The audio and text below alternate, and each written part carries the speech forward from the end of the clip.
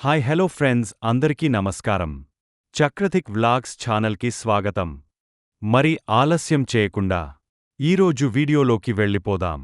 మనందరికీ తెలుసు 1498లో వాస్కోడగామా మన కేరళ తీరానికి వచ్చాడని. అక్కడి నుంచే యూరప్ ఆధిపత్యం మొదలైందని మన చరిత్ర పుస్తకాల్లో చదువుకుంటాం. కానీ ఆ కథలో ఒక పెద్ద ట్విస్ట్ ఉంది. ఓ ముఖ్యమైన అధ్యాయం. దాన్ని కావాలనే మర్చిపోయారేమో అనిపిస్తుంది. మనం ఇప్పుడూ వినే కథ కంటే చాలా చాలా పెద్దది.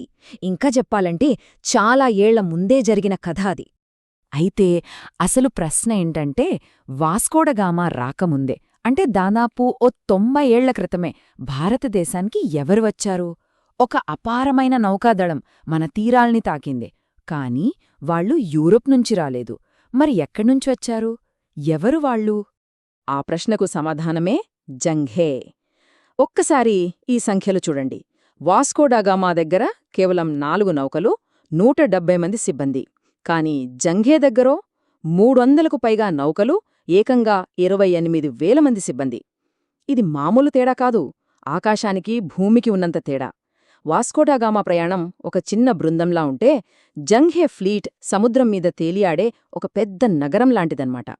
దీన్ని బట్టే అర్థం చేసుకోవచ్చు మనం ఎంత పెద్ద చారిత్రక సంఘటన గురించి మాట్లాడుకుంటున్నామో. సరే, ఇంత భారీ నౌకాదళాన్ని నడిపించిన ఆ అడ్మిరల్ ఎవరు? అతని కథేంటి? ఇప్పుడు చూద్దాం.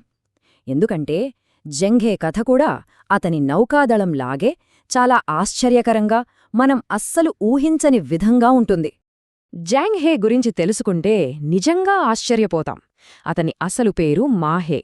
అతనొక ముస్లిం. ఇంకో విషయమేంటంటే అతను సాంప్రదాయ రాజవంశీకుడు కాదు, చైనా రాజసభలో ఒక నపుంసకుడు. అయినప్పటికీ అతని 7 అడుగుల గంభీరమైన ఆకారం, చైనీస్, అరబిక్ లాంటి ఎన్నో భాషల్లో అనర్గళంగా మాట్లాడగల నైపుణ్యం, ఇవన్నీ అతనిని చక్రవర్తికి అత్యంత నమ్మకస్తుడిగా మార్చాయి. చూశారా అతని నేపథ్యం ఎంత విభిన్నంగా ఉందో? అసలు ఇంత పెద్ద నౌకాదళంతో వాళ్లు ఏం చెయ్యాలనుకున్నారు? వాళ్ల లక్ష్యమేంటి? అప్పటి మింగ్ చక్రవర్తి యాంగ్లే ఇచ్చిన ఆజ్ఞ చాలా స్పష్టంగా ఉంది. ఆయనేమన్నారంటే, చైనా శక్తిని ప్రపంచానికి యుద్ధం ద్వారా కాదు, స్నేహం ద్వారా చూపించండి అని. అంటే వాళ్లది దండయాత్ర కాదు, వాళ్ల ఉద్దేశ్యం వ్యాపారం, దౌత్య సంబంధాలు, చైనా సంపదను, సంస్కృతిని ప్రపంచానికి శాంతియుతంగా పరిచయం చేయడం, అంతే. సరే, మరి వాళ్ల ఉద్దేశం వాణిజ్యం అన్నాం కదా, మరి ఆ యాత్రలు ఆచరణలో ఎలా జరిగాయి? వాళ్లు మన భారతదేశానికి, ముఖ్యంగా అప్పటి ప్రపంచ వాణిజ్య కేంద్రాల్లో ఒకటైన క్యాలికట్కి వచ్చినప్పుడు అసలు ఏం జరిగింది? ఇది చూడండి, ఇక్కడే ఉంది అసలు విషయం. ఇది దోపిడీ కాదు, ఒకరినొకరు గౌరవించుకుంటూ చేసుకున్న భాగస్వామ్యం. మన దేశం నుంచి అప్పట్లో బంగారంతో సమానంగా చూసే మిరియాలు, సుగంధద్రవ్యాలు, వజ్రాలు, మేలైన వస్త్రాలు చైనాకి వెళ్తే, చైనా నుంచి వాళ్ల అద్భుతమైన పింగాణీ వస్తువులు, పట్టుబట్టలు, బంగారు నాణేలు మన దేశానికొచ్చాయి. ఇది కేవలం వస్తువుల మార్పిడి కాదు, వైద్యం లాంటి పరిజ్ఞానం కూడా పంచుకున్నారు. ఈ వ్యాపారం వల్ల క్యాలికట్లోనే జామరిన్ లాంటి మన రాజుల ఖజానాలు నిండిపోయాయి. వాళ్లు మరింత శక్తివంతులయ్యారు. ఆలోచించండి, తరువాత వచ్చిన వలసవాదుల దోపిడీకి ఈ వ్యాపారానికి ఎంత తేడా ఉందో. అంత బాగేనే ఉంది కదా. కాని ఇక్కడే కథ ఒక విషాదకరమైన మలుపు తీసుకుంటుంది. అంత గొప్పగా సాగుతున్న ఈ సముద్రయాత్రలు ఉన్నట్టుండి అకస్మాత్తుగా ఎందుకు ఆగిపోయాయి? ఆ వెనకున్న రహస్యమేంటో ఇప్పుడు చూద్దాం. ఈ టైంలైన్ చూస్తే మనకు ఒక స్పష్టమైన చిత్రం కనిపిస్తుంది. 1424లో ఈ యాత్రలన్నింటికీ వెన్నుదన్నుగా నిలిచిన చక్రవర్తి యోంగ్లే చనిపోవడం ఒక పెద్ద దెబ్బ. ఆ తర్వాత వచ్చిన చక్రవర్తులకి ఈ సముద్రయానాలపై అంత ఆసక్తి లేదు.